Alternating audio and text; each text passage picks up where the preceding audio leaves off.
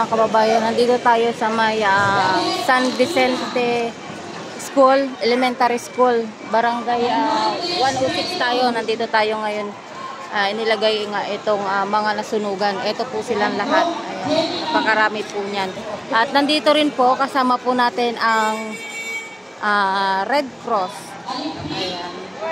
Red Cross para mamahagi din po ng tulong para sa mga nasunugan, gaya po nitong tubig, tsaka meron pong tinapay para po sa ating mga kababayan na nasunugan. Ayan.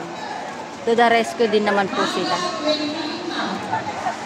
Ayan, kasama, meron din pala sila ditong ayan mga kababayan, meron din pong ibinibigay na mga pagkain po dito para sa ating mga kababayan. Ang ulam po nila ay adobo, chicken adobo.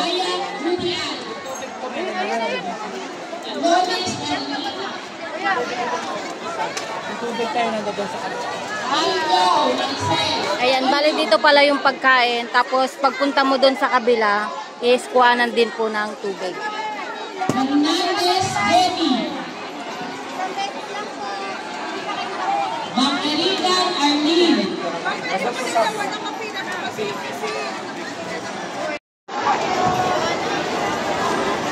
Ayan yung ating food pack at binababa na po ng ating mga kasamahan dito sa MDSW. Ayan kanilang full force na paglapag nitong food box na to para ipamahagi din po ito sa mga nasunugan.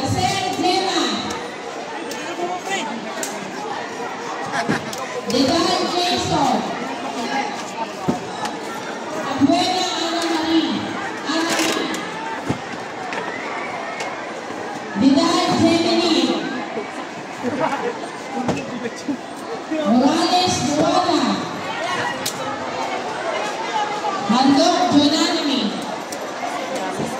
Princess,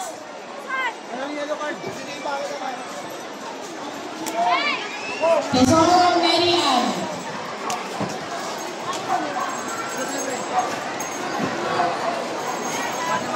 Montipo Erika Mani, Marcina Arida, Marcina Arida.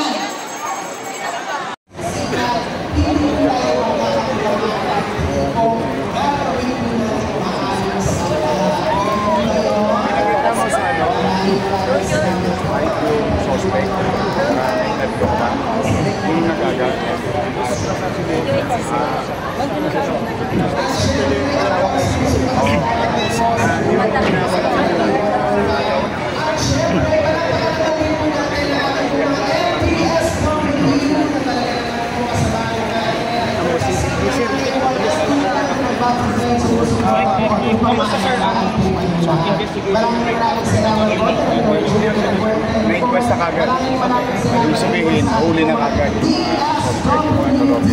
Nakailan tayo lahat? Dalawa lang nahuli na natin siya. O, naka-request na. Well, siyempre nalulungkot tayo una sa mga biktima. Kaya lang siyempre doble sakit ng epekto sa ating mga biktima na karayan mo, nasunugan ka na, ninanakaw pa. Ngayon, mahirapan tuloy sila na maibalik yung mapawara yung area. Kasi yung mga tanso, tinansun nila eh. Lalo na yung mga buhay o yung what you call orange. If you can see in the video, may mga available orange line pa. Sabihin, active yun. Magagamit pa yun pag nag-fire na ulit ang kaya hindi tayo nangiming arrestuin sila. At yun, tinuluyan sila. In-inquest sila. Nahuli, ginawa nila kahapon, nahuli sila kahapon, naka-inquest sila. At hindi ako nangingiming. Pagka may nakita pa tayo na mga individual na nandito sa video at pakalat-kalat pa, ay pakakalawit natin yun sa Station 1. Mayor, since you mentioned napakadelikado ng meron po rin sa statement, sinabi nga po na dapat hindi ginagawa. Tama. Sana ito maging leksyon sa lahat. O hindi lang naman sa Maynila, maaaring sa ibang bahagi ng ating bansa, lalo na sa Manila. Huwag natin pakikialaman yung mga ganyang kable kasi nagagamit yan ng mga magkakapit-bahay na hindi naman natupo ng apoy. Kasi sila rin naman ang mawawala. Mahirap walang kuryente. But then again, if we do it in Manila, we'll apprehend you. File charges. At hindi lang kami, baka pati Meralco. Nagaroon din. Oo. Narinig mo? Sarap na pagkukutusan. Sabay. Dalawa lang po. Sorry. Dalawa yung nadakma. Pero yung mga nasa video, hinahanap namin. Ako, payo ko sa kanila, umalis na sila ng 105. Talaga sa totoo. Lalo sir, ang gagamitin yung photos for viral video. Of course. Yan naman ang lagi namin ginagamit. Kaya nga, bagay na pinagpapasalamat ko sa mga netizen na yung mga tulongge sa Maynila, binibidyohan ng mga mamamayan at pinadadala sa amin. Kaya napapabilis yung pagka-uli sa mga tulongges. Hindi lang yung nangyari kahapon, marami pang incident.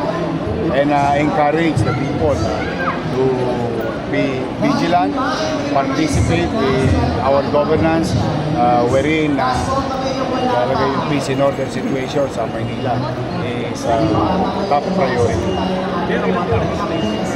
867 families, 65 families. Wala pa makakabalik dahil magki-clearing pa eh. Ito lang muna yung mga sustenance at yung pansamantalang pinagpapasalamat natin sa school na nagagamit muna yung pansamantalang tirahan nila. Pero babalik niya sila and the city will provide financial assistance for them to rebuild their homes. Wala pa naman. Mabilis lang yun. Normal. Dapat nga ako, maaari lang, mananawagan na rin ako sa national government, particularly NHA, kasi property ng NHA yan, yung lugar na yan. Na matuloy na yung yung pabahay nila. Kami naman, nag-build din naman kami ng pabahay. But with our limited resources, we can only build so much in a particular timeline.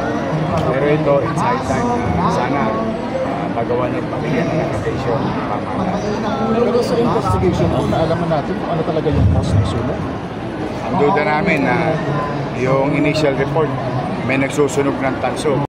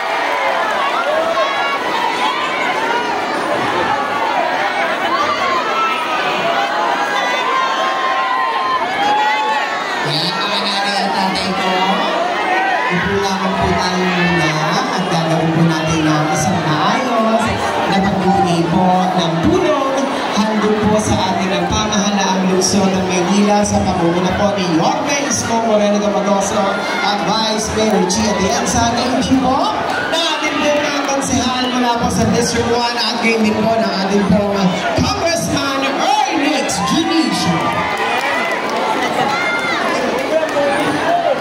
Yan, so mga nanay at tatay ko, manatili lamang muna po tayo nakaupo sa ating po mga upuan at gagawin po natin ang isang maayos na pagbibigay po ng tulong handog sa atin ng pamahalaang lungsod ng Maynila at sa ating din po mga kasamahan. Pakiusap lamang po na medyo gently muna po tayo nang sa ganun po ay makita rin po ng mga nasa likod ang ating po buting Vice Mayor Chi Atienza at Yorme Isko Moreno Domagoso at syempre maraming salamat po sa ating po butihing punong guro dito po sa Vicente Lime Elementary School. Ayan, unang muna po tayo mga kasamahan po natin mga kabagang. Gedli muna po tayo. Medyo pagkakayanin po ay medyo upo-upo lang po tayo para po na makita rin po nila ang mga nangyayari din po sa harapan. At syempre, tawagin din po natin upang bumate Councilor Colonel June Ipay. Sa mga kapitbahay namin at salamat po tayo at paano nandiyan ang ama natin dito sa Maynila. May gusto mo kayo nun at laging hindi tayo pinapabayaan pag may mga ganito sa una. Siyempre kasama din natin ang ating Vice Mayor Chi Atienza. Sa totoo lang po, galing pa po kami sa session at kaya po nagsitakbo po kami dito. Kasama din namin ng 10 ng team action ng District 1. Konsehal Taga, Konsehal Kuya Iya Konsay. Mamaya-maya po parating natin sa Dr. Alfonso. Nandiyan din ang chairman natin. So, muli kami po dito sa pangunguna ng ama ng Maynila, Mayor Isko Moreno. Talagang hindi naman po talaga kayo pinababayaan. Nakita nyo, talagang action man siya, natong agad. Kaya po, tuloy lang po sana ang buhay.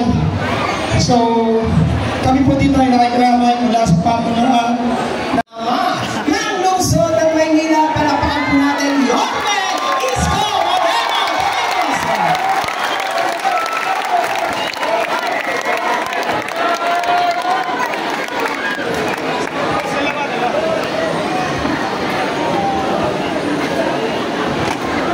Akyat ni si Arwin.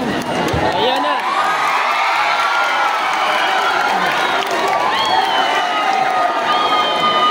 Magandang araw sa inyo. Para kayo hindi nasunugan kami ni Vice Mayor Chi Atienza at ang inyong mga kusihal na nandito. Nandito ang ating si Jesus Laga Pahardo, Eric Villanueva, si Kusel Irma Alfonso, Junior Ibay, si Joaquin, at ang ating mahal na Congressman Ernix Junicio. At sino ba binata rito? Sino binata? May binata ba? Ay, isa lang. Yun lang, may asawa na to. Si ang ating Vice Mayor Chi Atienza. Una, salamat sa Diyos, buo pa ang pamilya. Yung mga naipundar nyo, naubos.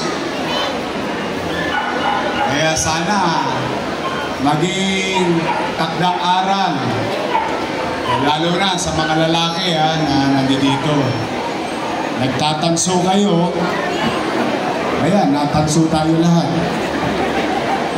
Dahil lang sa kapabayaan, panlalamang, maaari ng isang tao, libo-libong pamilya ang naapektuhan.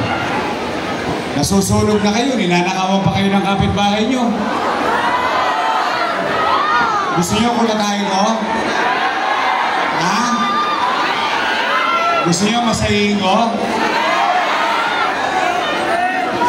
susunod na, ninanakaw pa yung wire nyo. E paano kayo makakabalik agad kung titirahin natin yung mga tanso nyo? Pwede ba tayong babalik na walang kuryente? O, magkakakuryente ba pag walang wire? Eh, ba't yung tinitira? Oh, tayo rin. Tayo rin ang nawalan. Tayo rin ninakawan natin ang ating mga sarili. Ganun ang mangyayari. Pero huwag kayo mag-alala. Nahoyo na yung dalawa. Kaya yung mga nasa video, tago na kayo.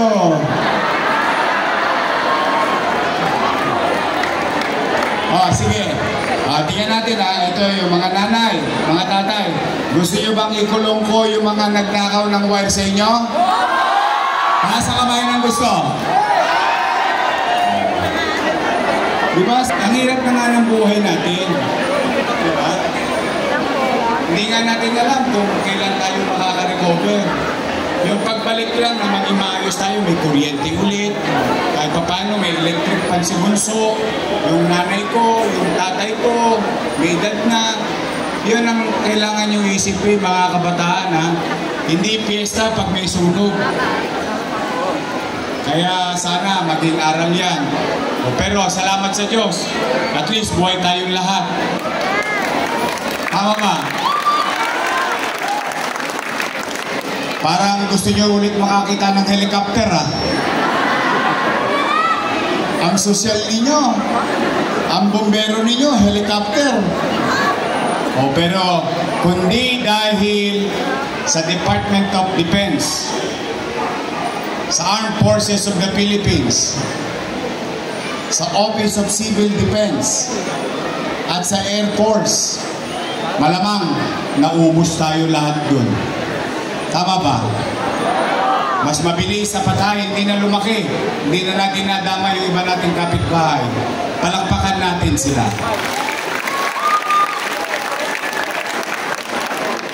At maraming salamat sa Bureau of Fire, sa mga fire volunteers, sa mga medic na umaten. Palakpakan natin sila.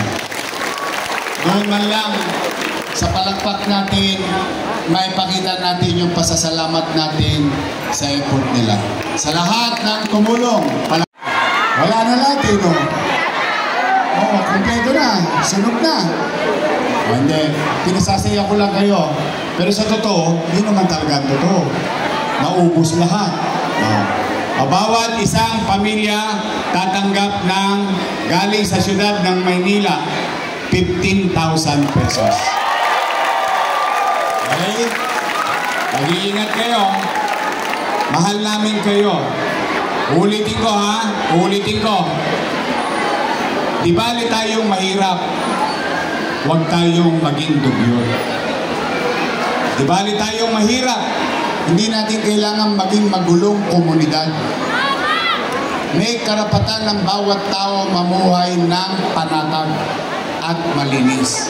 Araw-araw ko na lang nililinis yung lugar nyo. Kung po pwede ba, huwag na kayong nagtatapon sa gitna ng island. Pwede ba? Doon na lang sa bangketa. Tapos darating yung truck. Pwede? Kasi dumanan naman ako kanina. Ang dami na namang Sharon Cuneta sa island. Balutin mo. Mga pinagbalutan ninyo na suman. Ando doon na naman. Di, ilagay nyo na lang sa kanan. Kasi pag nasa kanan ng basura, dadaan ng truck, hindi ko maabala yung mga dumadaan sa arken. Okay? Kasi gusto ko maging tahimik yung lugar nyo. Gusto ko maging malinis yung lugar nyo. Kahit na mahirap tayo, gusto ko malinis yung lugar ninyo. Maaliwalas para sa inyo, hindi para sa akin. Kaya tulungan nyo kami. Itong ginagawa namin para sa ating komunidad. So muli, may awa ang Diyos. Huwag kayo mawawala ng pag-asa, ha? Makakaraos din tayo. Makakatawid din tayo. Naniniwala ba kayong habang buhay may? Habang buhay, may... Ano sa parit? Pag-asa. Totoo naman. Lagi may awan, Diyos. I love you. Yung mga lolo't lola ko, nanay tatay ko, senior citizen, taas ang kamay. Oh, malapit na. Malapit na yung gatas yun. Tatapusin ko na yun. Oh, mag-iingat kayo, ha? Oh, sabay-sabay tayo. Manila! God first! God first. Thank you.